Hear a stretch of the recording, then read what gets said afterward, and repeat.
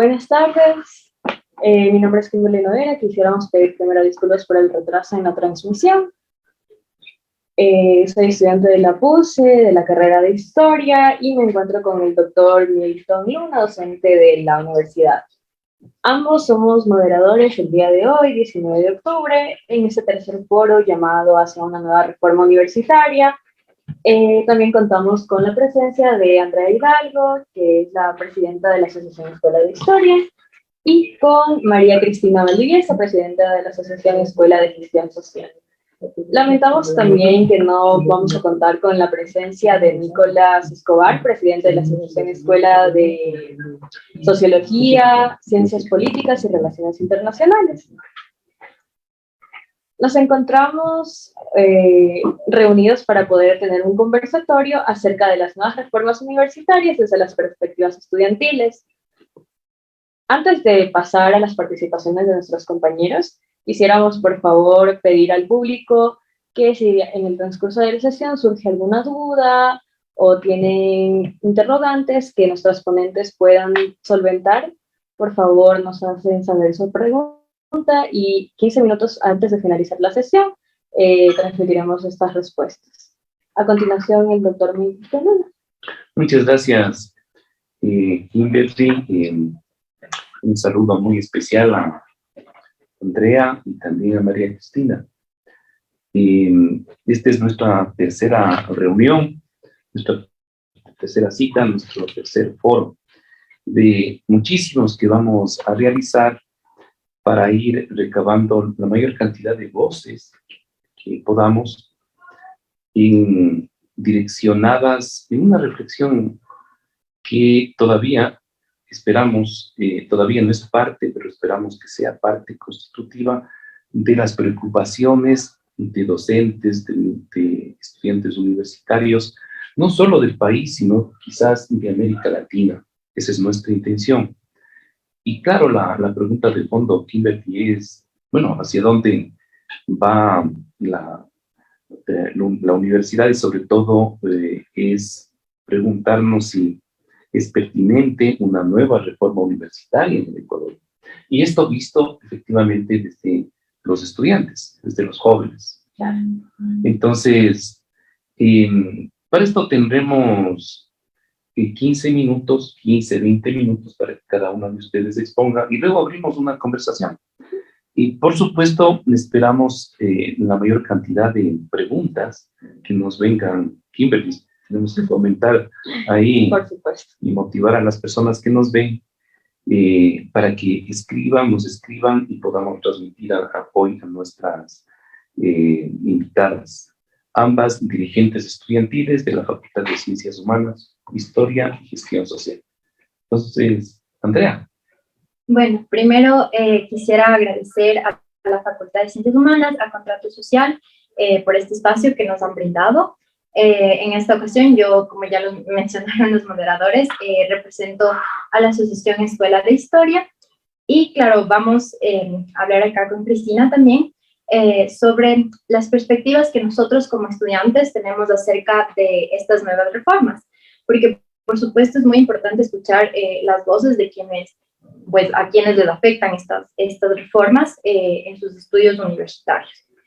El primer punto que yo quisiera topar, que me parece desde donde se inicia estas nuevas reformas, es el acceso a la universidad a través de las distintas pruebas que se han dado para los estudiantes del colegio. En mi generación yo rendí la prueba Ser Bachiller, ahora después se rindió esta prueba que se llama Transformar, y en las reformas pues se puede ver que hay un interés, se puede decir, por eliminar estas pruebas, o que cada universidad tome sus propias pruebas para los estudiantes que deseen ingresar a estas universidades.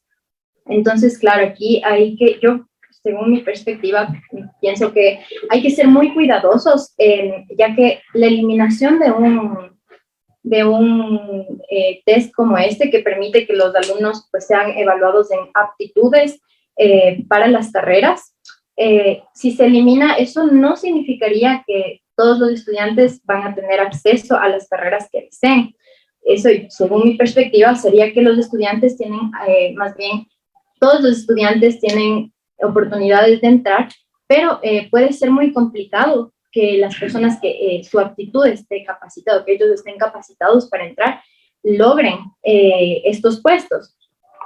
Entonces, yo pienso que no sería muy pertinente que se eliminen este tipo de pruebas. Lamentablemente, podemos decir que sería un tema muy burocrático el momento en el que se elimina, y pues hemos visto en estos últimos resultados de estos test, de estas pruebas, que muchos chicos que tienen 1000 puntos, que son los mejores estudiantes de los colegios, simplemente no pueden entrar a las universidades, a las carreras que tienen altas las demandas. En segundo punto, acerca de estas reformas, de estas nuevas reformas, se habla sobre la agilidad en los procesos para crear nuevas carreras.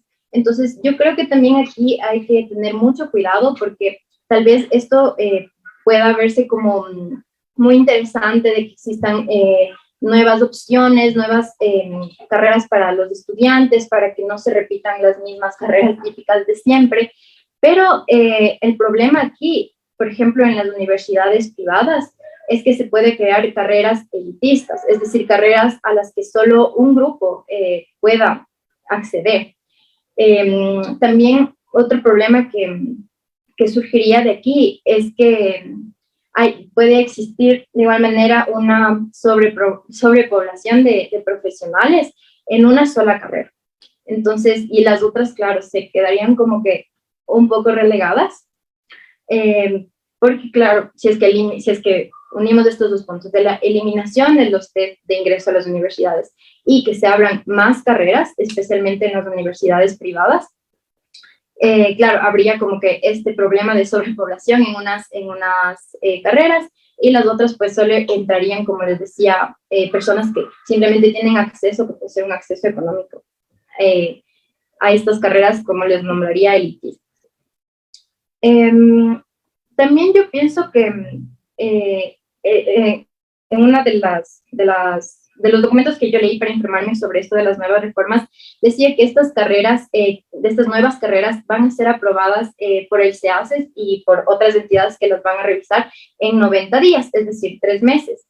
Y yo pienso que para que se pueda abrir una carrera nueva en una universidad, ya sea privada o pública, se necesita no solo pues un plan, sino que este plan sea estudiado, sea investigado, se hagan encuestas y pues se pueda evaluar qué tan factible es esta carrera para nuestra sociedad. Es decir, si es que estas nuevas carreras que se quieren abrir van a servir, o simplemente son carreras en las que los chicos pueden pues entrar y obtener un título que les haga estudiar o que les permita tener un trabajo en cualquier otra cosa, pero diciendo pues ya tengo mi título, ¿no? Entonces, creo que se podría hacer muchos planes piloto en los que permitan pues reconocer si estas nuevas carreras van a aportar a la sociedad en realidad y a las nuevas demandas que en este momento la sociedad está pidiendo, nuevas demandas de profesionales y en el mercado laboral.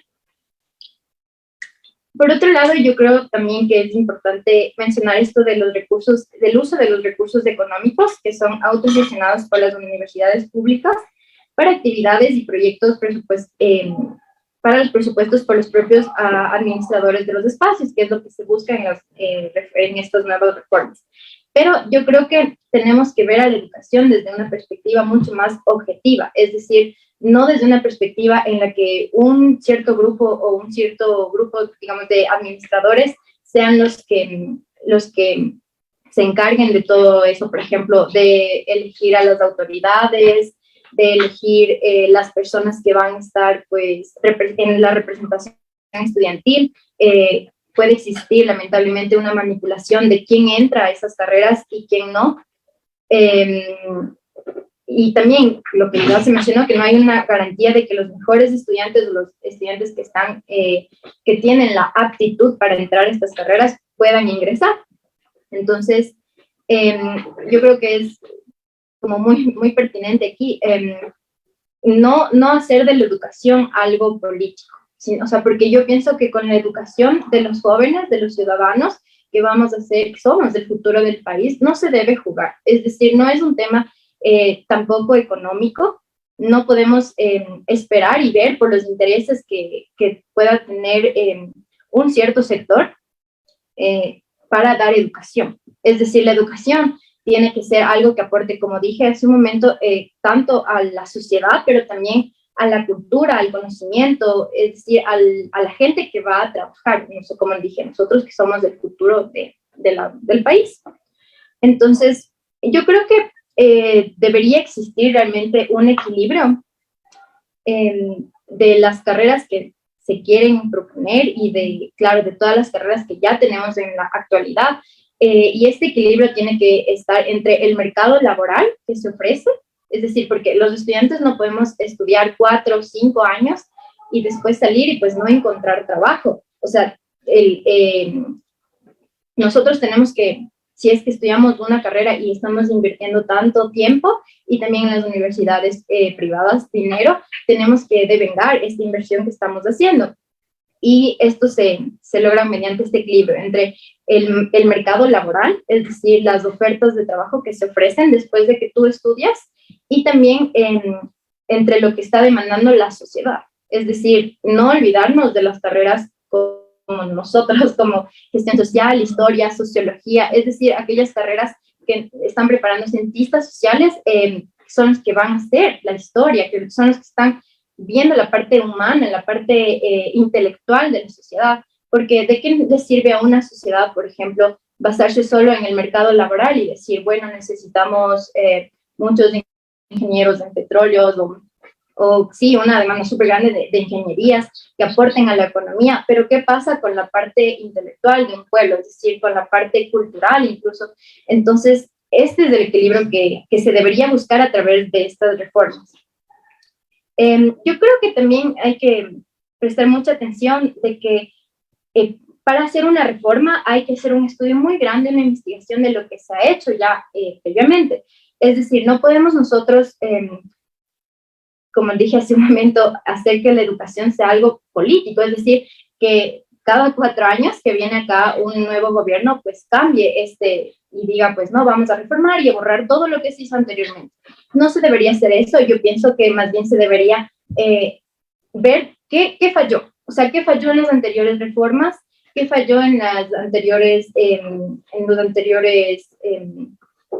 las nuevas cosas o sea, las cosas que se hicieron en los anteriores gobiernos o en los anteriores, ¿cómo se puede decir? Sí, reformas en la educación y pues aportar y ver qué se puede mejorar, sin necesariamente tener que borrar o ocultar por una convicción política. Es a lo que quiero llegar, es decir, no se puede jugar con la educación de los estudiantes, no se puede jugar con los profesionales que vamos a ser quienes trabajen, quienes, como dije nosotros como cientistas sociales, quienes creen la historia, quienes revisen la historia, el pensamiento crítico de una sociedad. Y entonces para eso obviamente se necesita darle a la educación un aporte muy grande, es decir, buscar que sea la educación que esté antes que cualquier ideología política, que cualquier interés económico. Entonces, eso podría ser un inicio. Después quisiera hablar también sobre la afectación que podríamos tener nosotros como carreras pequeñas, es decir, por ejemplo, nosotros la carrera de historia, al ser la única carrera que se oferta aquí en esta universidad, en la PUCE, a nivel nacional, hay muchos problemas porque, por ejemplo, nosotros salimos, acabamos la carrera y muchas veces nosotros tenemos que buscar complementar esta carrera para encontrar un mercado laboral que nos permita pues tener un trabajo. Entonces, por ejemplo, muchos historiadores tienen que complementar sus estudios, ya sea en algo como el turismo, para trabajar en los museos, en la parte cultural, y claro, no se está completando el verdadero trabajo del investigador, del historiador, que es la investigación. Entonces, creo que también en las nuevas reformas, pues se tiene que pensar en eso, ¿no? En que uno acaba su carrera y pues tiene que tener la posibilidad de desarrollar en el ámbito laboral de la mejor manera lo que ya estudió, sin necesidad de complementar sus estudios con o tal vez otra carrera o tal vez una maestría, sino que tengamos la oportunidad de desarrollar para lo que estudiamos de una manera que sea accesible. Bueno, muchísimas gracias, Andrea. Y debemos anunciar a las personas que se están sumando a esta transmisión que estamos usando los canales de Facebook Live y de la Facultad de Ciencias Humanas de la PUCE y también de una iniciativa importantísima que es un café con la historia y un toque de amaretto, que es una iniciativa de radio justamente de los estudiantes de historia, ¿no? Entonces, por favor, si pueden ya elaborar sus preguntas, nos envían para transmitir acá a nuestras panelistas. Tenemos a María Cristina, por favor. Bueno, primero, buenas tardes con todos. Es un gusto para mí, pues, compartir este espacio con ustedes. Hablando un poquito como de las reformas, estoy bastante en concordancia con lo que ya había mencionado André. Y también yo quisiera empezar, bueno, voy a topar como 3 puntos importantes, pero quisiera empezar diciendo, bueno, pensemos cómo estas reformas son construidas. Muchas de estas reformas se han ido dando desde los gobiernos, obviamente, pero en mi perspectiva, estas reformas se hacen desde lo que uno ve de afuera de la realidad. Es decir, me parece muy interesante que nos estén ahora tomando en cuenta nosotros como estudiantes, quizás para generar este nuevo análisis de esas reformas y decir, bueno, o sea, nosotros como estudiantes, nosotros que estamos en la realidad, que percibimos lo que sucede, ¿qué es lo que está pasando? ¿Qué soluciones podríamos ver? Entonces, a mí sí me parece de suma importancia que entendamos las reformas desde el contexto en el que nosotros nos vamos a ubicar. Y también me pareció muy importante lo que usted decía, ¿no? Quizás estas reformas no solamente van a servir a nivel de Ecuador, sino también a nivel latinoamericano, y es justo bastante importante quizás mencionar esto. Yo hace poquito estuve en un encuentro con personas de Venezuela y Colombia. Conversamos un poquito de esto, ¿no? De cómo se van generando estas leyes, estas políticas públicas, estas reformas institucionales, y decíamos lo mismo, o sea, cómo es que una reforma que se construye a partir de un grupo pequeño de personas, en este caso, personas adultas, personas que mantienen su conocimiento como el único conocimiento adecuado o el único conocimiento existente, quieren quizás mandar o direccionar esa reforma a todo el resto de las personas, ¿no? Entonces, no nos parece coherente que exista una reforma elitista que no tenga en cuenta las particularidades de cada persona, las particularidades de cada sector, de cada sociedad, de cada cultura también. Entonces, yo creo que para empezar con una buena construcción de las reformas, pues empecemos a ver la diversidad que existe no solo a nivel de Ecuador, sino a nivel de Latinoamérica. Y si es que hablamos como de Ecuador, aquí dentro de nuestra misma institución se ve diversidad a montón. Entonces, ¿qué reformas están direccionadas o cuáles son las direcciones de esas reformas? ¿Hacia quiénes están dirigidos? ¿Solo hacia las personas que cumplen con ciertas características que están dentro de el grupo de personas que tienen beneficios, o realmente está pensado en las personas que no tienen esos recursos, que no tienen esa accesibilidad? Entonces, es algo como que yo creo que todos deberíamos preguntarnos, ¿cuál fue la forma en la que estas reformas fueron construidas? ¿O qué directrices, o qué líneas, o quizás qué análisis ocuparon para esto, ¿no? Entonces, es también como una crítica desde mi persona a varios de los sistemas que se generan, no solamente a nivel educativo, sino a nivel social, a nivel de salud, a nivel de todo lo que conforma una sociedad. Pasando como de este punto, yo quiero también apuntar al tema de las pruebas, que todo esto va a ir en esta misma línea, ¿no? Esta misma línea del contexto. Para mí, la erradicación de estas pruebas es dar la oportunidad a mayor corrupción. ¿Por qué digo esto? Pasaba mucho, bueno, yo todavía no tenía conciencia quizás en esos momentos, pero pasaba mucho. Mis tíos me comentan que tenían que ir a hacer filas larguísimas para obtener un cupo, que eran cursos de hasta... Exacto, ¿no? Fue cupos de cursos de hasta 80 personas, de hasta 90 personas, 200. estudiantes fuera, o sea, ¿de qué calidad de educación estamos hablando? Es decir, aparte, como de comentarios de mi familia, yo tengo un amigo, entonces mi amigo me hizo entrar. Y es muy común en nuestra realidad de ecuatorianos, es nuestro eto el tema del padrinazgo. No podemos quizás deslindarlo, pero sí podemos buscar una solución.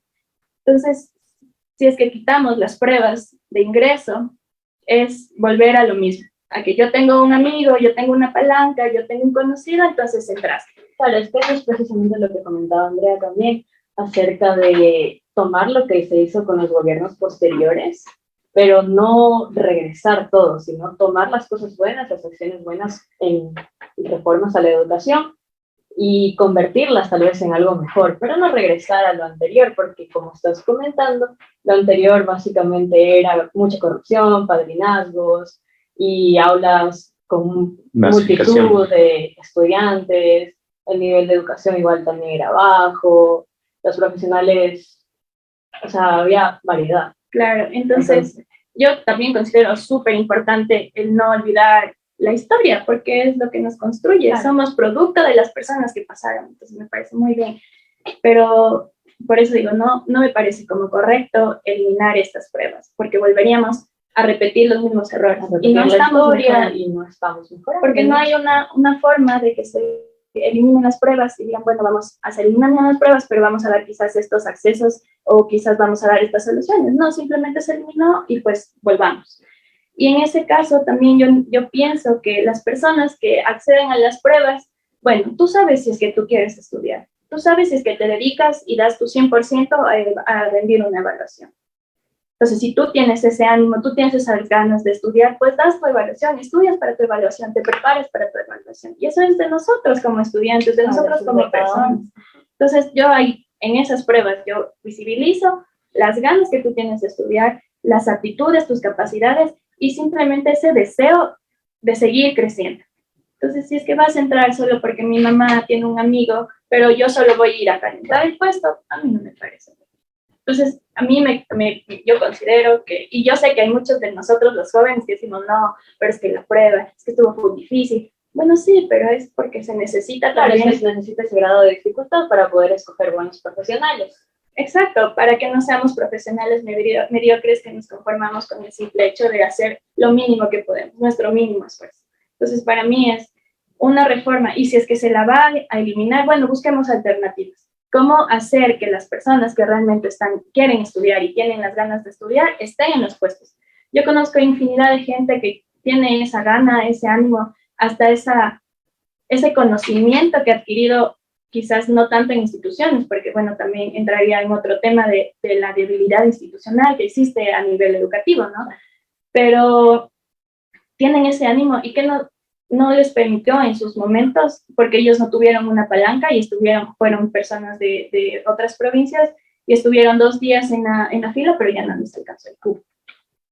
Entonces, o sea, empecemos como también, yo digo, va todo esto en línea porque siento que si no tenemos en mente cómo se construye esto y solo pensamos desde lo que yo puedo ver y no desde donde realmente debo pisar, va a seguir pasando, va a seguir sucediendo. Ahora, tú tienes, para las dos, estamos conversando, o sea, de hecho, el sistema de acceso a las universidades fue construido desde una perspectiva de establecer un filtro, ¿no? Pero hay al menos 2 problemas que les preguntaría cómo resolver para esto. Lo primero es que tienes un altísimo nivel de inequidad en la educación y en la sociedad. Es decir, no todo el mundo tiene la misma formación de arranque, educación inicial, básica y bachillerato, como para poder enfrentar una prueba estandarizada. Es decir, tú no puedes pedirle lo mismo a una persona que está viviendo en un sector rural que a una persona que viene del colegio alemán de Quito, por ejemplo, ¿no? Entonces, porque de entrada hay una desventaja enorme entre los 2 estudiantes, ¿no? Entonces, uno es decir, hay un altísimo nivel de inequidad y eso parte de la propia estructura del sistema educativo y de la sociedad. Y el otro problema que valdría la pena que indaguemos, estudiemos un poco, es cómo logramos que bajo el paraguas del derecho a la educación, o sea, todo mundo tiene derecho a educarse, pero ningún sistema educativo del mundo tiene posibilidades de que todos los chicos de una generación accedan a la universidad. Entonces ahí hay una suerte de un dilema que hay que resolver, es decir, el tema del derecho, el libre acceso a la universidad, las oportunidades que debe brindar un Estado a toda su población, en este caso particularmente los chicos, a que accedan a la universidad. Pero aquí viene otro problema. No toda, digamos, la Universidad Ecuatoriana no tiene la suficiente oferta educativa para que todos los chicos que salen del bachillerato accedan a la universidad. Está en crisis, lamentablemente, y no se restituye la educación técnica, que sería una salida importante, ¿no? Y otro tipo de oferta. Es decir, el tema ya no solo es prueba o no prueba, sino es cómo incrementamos la oferta educativa de la Universidad Ecuatoriana, ¿no? ¿Por qué estarían ustedes pensando esto serie de temas, ¿no? Por ejemplo, ¿Cómo le ven ustedes, ¿no? de la primera parte que nos estás preguntando, por ejemplo, yo creo que estas pruebas sirven de hecho no solo para evaluar las aptitudes de una persona, sino también para evaluar el tipo de educación que se da en la secundaria. Es decir, exacto, o sea, ¿qué se está impartiendo en las secundarias? Porque se supone que esta prueba es una prueba que se basa en los 3 últimos años, o sea, en los años de bachillerato, ¿no? Entonces, yo creo que esta prueba sirve para decir, bueno, si es que en este colegio tal no hay el suficiente rendimiento o los estudiantes presentan unas notas bajas, pues, ¿qué es lo que pasa con esos 3 últimos años, ¿no? Con el bachillerato, que es lo más importante, o sea, ahí hay que apuntar, o sea, a ver que no simplemente estas pruebas son para una persona, sino para evaluar todo lo que hay detrás de esta persona, que es sus estudios, qué estudió, cuáles son las mallas curriculares del colegio. Entonces, creo que, bueno, podríamos ver primero esta parte, ¿no? Que es también importante saber qué hay detrás del estudio de cada persona. Y por otro lado, yo personalmente creo que sí debería el Estado, el gobierno, apoyar a estos institutos que permiten que las personas saquen una tecnología, que saquen estudios, que no sean, o sea, que sean estudios dirigidos al tipo de persona que o no quiere estudiar la universidad o que tal vez sus aptitudes no le permiten realizar los estudios. O no quiere. Pues, ¿no? O no quiere, exacto.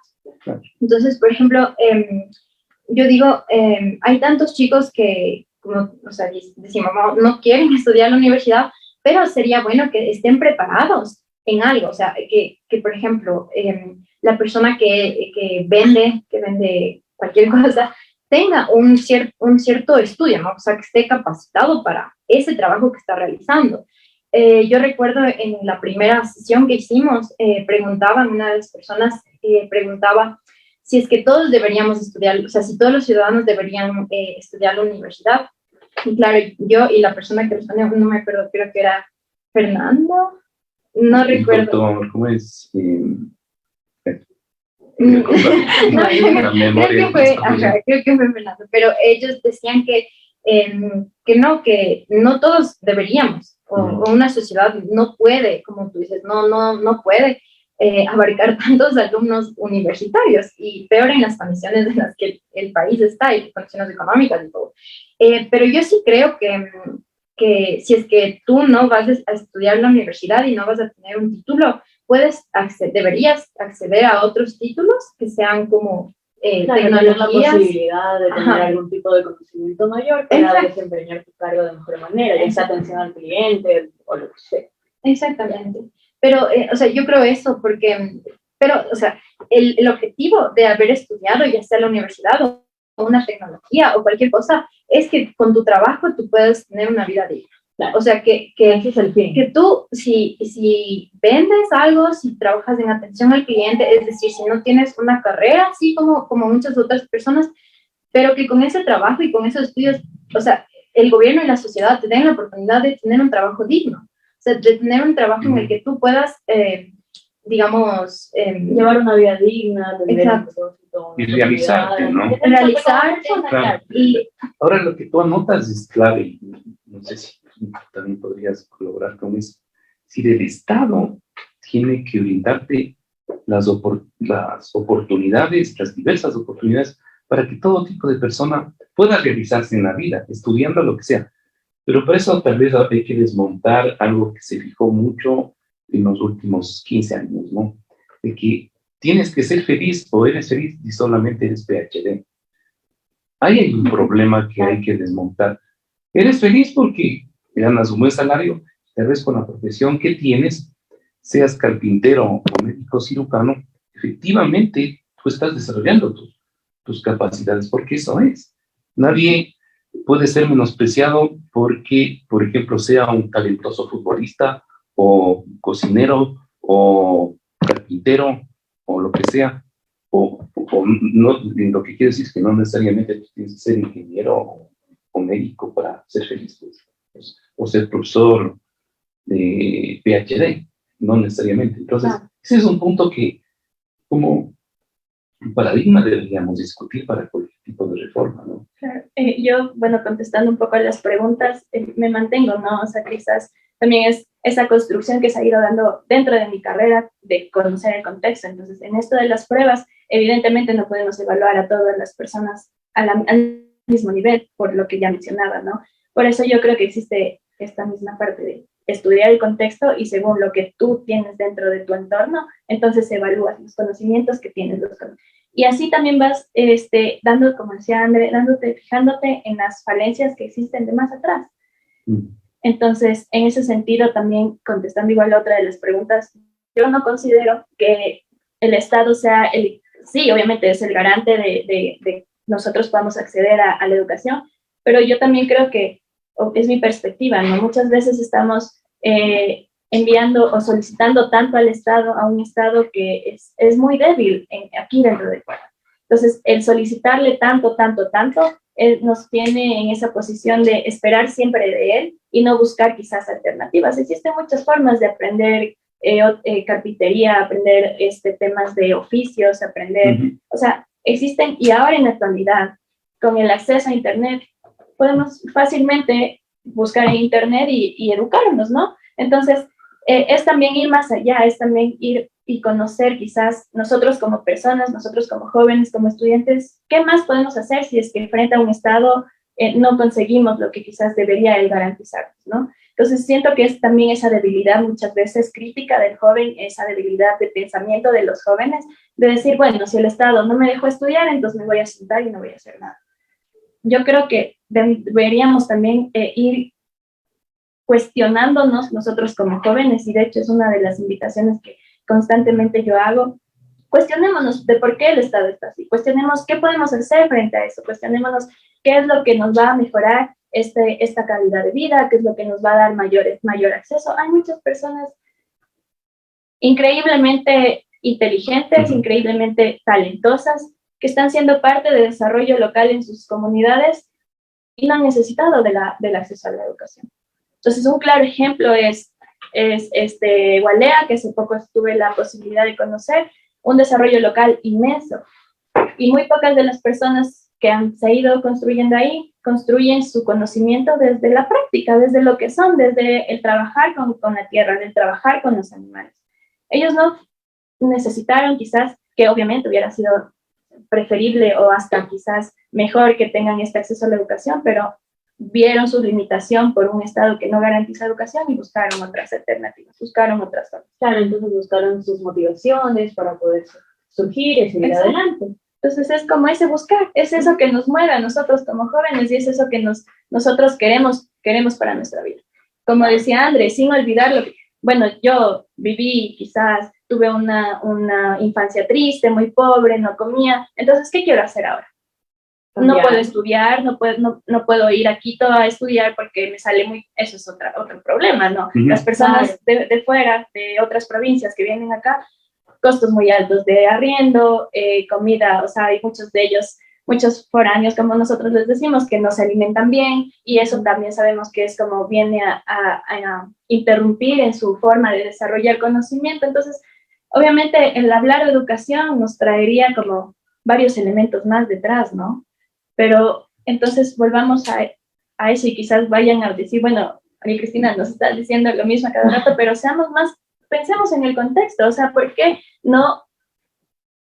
invisibilizamos o no queremos ver que hay otras realidades diferentes a las personas, a mi realidad y a la realidad de las personas que construyen las reformas? Claro, lo cual es muy importante para poder entender el entorno en el que estamos desarrollándonos como profesionales. Y ese reconocer, igual desde un análisis mío, ese reconocer el contexto de las otras personas, el saber que hay mucha diversidad, no somos solo uno o somos una minoría, va a generar más oportunidades de historiadores, de antropólogos, de cientistas sociales, de entender que no solo somos uno, no solo somos las personas aquí quiteñas, no son solo las personas de la zona del Oriente. O sea, es como también quizás una pauta pequeñita para ir generando más cosas. O sea, no sé si me hago entender como el tema de si sé que no solo puedo estudiar a los quiteños, también tengo que estudiar a las personas de la costa, también tengo que estudiar a las personas del oriente, tengo que estudiar a los lugares que no tienen acceso a servicios básicos. Entonces va generando también esas plazas de empleo que nos faltan en el Ecuador. ¿Pero por qué nos falta plazas de empleo? Porque nos cerramos tanto a pensar que el ámbito económico nos va a solucionar la vida, que es necesario, que es importante, de acuerdo. Pero tenemos que ir más allá y tenemos que ir siempre trabajando integralmente.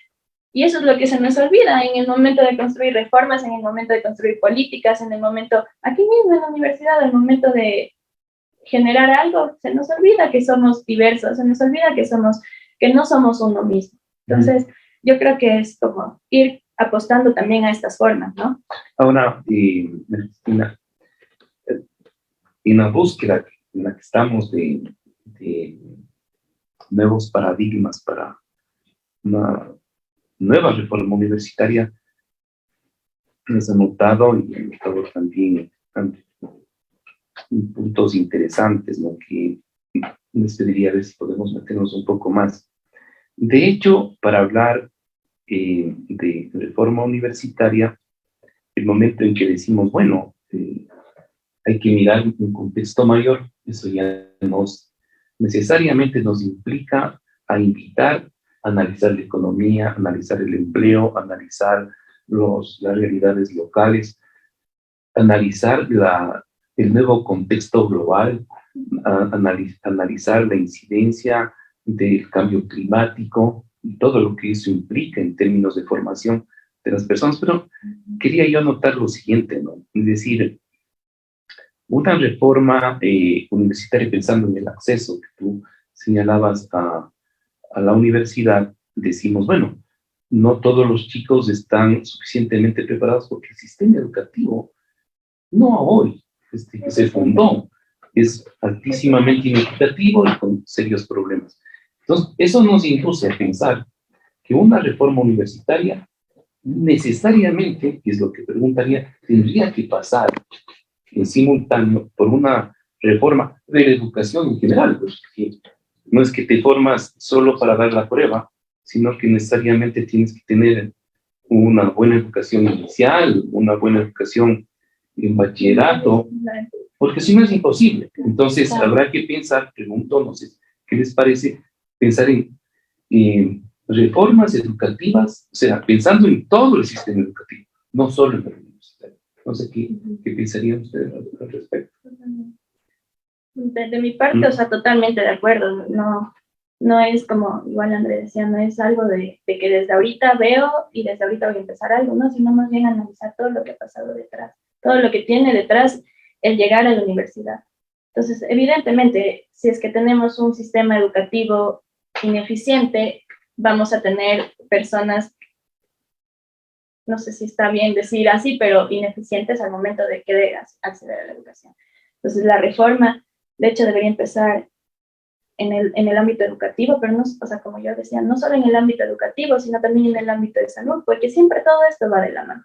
Entonces, podemos tener una bellísima reforma educativa de los niños de primaria, de inicial, pero si es que dentro de la educación no tienen un buen desarrollo, en salud, no tienen un buen desarrollo, obviamente no van a tener las mismas capacidades para adquirir esos conocimientos. Lo que hoy, por ejemplo, ya se conoce, y por fortuna estamos discutiendo, ¿no? El tema de la desnutrición crónica infantil, ¿no? Que es terrible. Que en promedio es el 27%, pero en algunas zonas y localidades llega al 50%, en las zonas indígenas sobre todo. Entonces, si no resuelves eso, no resuelves el problema, porque ese chico primero que no va a llegar ni siquiera al tercer grado o al sexto grado, bueno, sería el octavo de básica o el tal de bachillerato, Claro. nunca va a llegar a la universidad, por supuesto. Entonces ahí tienes que resolver otros problemas, y es bueno que discutamos esto, porque en momentos a veces nos centramos solamente en educación y no estamos viendo, como tú señalas, el contexto. Entonces, regresando un poquito a la educación, me gustaría hacerles más preguntas que el público nos presenta. Primero para María Cristina. ¿Qué conlleva una educación de calidad y qué considera necesario para conseguirla en la educación universitaria? ¿Qué conlleva una educación de, bueno, si es que hablamos, son como quizás los conceptos, yo nuevamente agradezco mucho a mi carrera, que me ha hecho una persona que me cuestiona siempre hasta los términos, ¿no? Entonces, para mí la calidad está ligadamente siempre a cómo lo que tú tienes lo haces útil, pero no piensas más allá de si es que no solo es útil, sino también es necesario, también sirve para la vida, ¿no? Entonces, hablar de calidad como tal, siento que intervienen nuevamente muchísimas cosas más. No solo el tener buenas mallas curriculares, no solo tener docentes preparados, no solo tener aulas o infraestructura adecuada, sino ir más allá. Apostar porque las personas que están siendo formadas sean formadas académicamente, pero también personalmente. Es decir, un crecimiento, para mí una educación de calidad es tener un crecimiento a la par, tanto académica como personal, que te haga cuestionarte esto, decir, bueno, estoy aprendiendo, sí, estoy aprendiendo muy bien, pero entonces, ¿qué estoy haciendo yo como persona para que esta educación siga siendo de calidad? Claro. ¿Sí? Como digo, nos pueden ofrecer una preciosura de reforma educativa, pero si las personas que también están dentro de esta reforma son personas que poco les interesa lo social, ¿de qué estamos hablando? Claro. Entonces, para mí, la educación de calidad y la calidad de vida como tal es contar también con personas de calidad, con personas buenas, con personas que también es un poco haciendo consonancia, bueno, haciendo un poco de relación con lo que nos invita acá Ignacio, ¿no? Ser buenas personas, servir más para ser más para servir mejor, ¿no? Entonces, no solo aprender y llenarnos de conocimiento, porque El concepto ignaciano de educación. Concepto ignaciano. Hay miles de personas con muchísimos conocimientos, pero son personas que no se la guardan, que no comparten, que no buscan el servicio. Entonces, ¿de qué? O sea, pueden ser muy buenos profesionales, pero entonces vayamos de la mano con ser buenas personas, que nos indignemos de estas cosas pequeñas para generar cambios. Claro, y esos cambios que generen trascendencia. Exacto. Muchas gracias por tu respuesta. A continuación, André, esta pregunta. Con respecto a lo que mencionó sobre posición apolítica en la educación, ¿usted considera que lo político es personal y a su vez lo personal es político? No, a ver, lo que yo quería referirme con eso es que nosotros, y perdón que se termino, pero nosotros no podemos prostituir a la educación. No podemos vender y tomar la educación como algo que va a los intereses de un cierto grupo, de unas ciertas personas, intereses ya sean económicos o, como decía, políticos, ¿sí? Entonces, a lo que yo voy es que para estas reformas, no estoy diciendo que se necesita ser apolítico necesariamente, ¿sí? Lo que yo quiero decir es que para una reforma educativa, ¿qué tenemos que buscar? Tenemos que buscar la calidad. Eso es todo. O sea, ver un enfoque cualitativo de las carreras que existen, ¿ya? Entonces, claro, o sea, es lo que digo, nosotros no podemos prostituir ni jugar con la educación de las personas que van a trabajar, que van a crear, o sea, como nosotros como cientistas sociales que vamos a crear el conocimiento. O sea, no podemos nosotros permitir que vengan muchos grupos que estén lucrando de la educación o grupos que tomen las universidades como un lugar en donde ellos puedan lucrar, en donde ellos puedan ganar dinero de la educación. Eso sería. Y para finalizar esto que preguntaste tú, Milton, y bueno, con lo que tú dijiste, Cris, yo como que estoy un poco como discutiría contigo, porque yo creo que a pesar de que las personas tengan como todas las ganas y pues el interés de salir adelante y de luchar, yo pienso que el Estado debe garantizar dos cosas esenciales en cualquier país, en cualquier situación: la salud y la educación. O sea, eso tiene que estar sobre cualquier cosa. Entonces, claro que la gente puede tener todas las ganas y toda la motivación para salir adelante, para conseguir una educación, para estudiar y poder ingresar a las universidades. Pero sí creo que el encargado y a quien nosotros como ciudadanos estamos poniendo en sus manos nuestra salud y nuestra educación es del Estado, es del gobierno. O sea, si es que nosotros tenemos un Estado que va siempre a preferir los temas económicos que la vida y la educación de sus ciudadanos, o sea, no podemos hablar de reformas universitarias si es que tenemos como digo, un gobierno de esta manera. O sea, no se puede discutir eso. Entonces, yo pienso que, claro, lo que tú dijiste es muy importante. También es verdad, porque existen muchas personas que dicen exactamente lo que tú mencionaste, como, bueno, no entré a la U, ya nada, entonces me quedo. Pero también existen otras personas, yo conozco, que dieron 2, 3, 4 veces el examen hasta que lo lograron. Y es que ahí obviamente se demuestra esas ganas de superarte y todo, pero realmente los que deben garantizar que los ciudadanos tengan el acceso a la educación y oportunidades laborales es el Estado. Eso. Y quisiera preguntarles a las dos. Una reforma o reformas, digamos, se requiere de muchísima participación social. Se requiere lo que queremos en este momento nosotros llevar a debate esta discusión para que docentes, estudiantes, en fin, se informen e impulsen. Se requiere de un movimiento intelectual, de un movimiento social, de construir una voluntad política. Digo esto y esto quiero preguntarles. Circuló hace 2 o 3 semanas una encuesta, y esta encuesta señalaba que el 70% de los jóvenes del país no les interesa la política.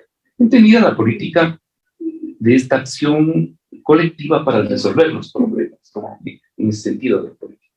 ¿Cómo están los universitarios? ¿Cómo están los universitarios del país? ¿Querrán una reforma? ¿Querrán cambios? ¿En qué están los universitarios?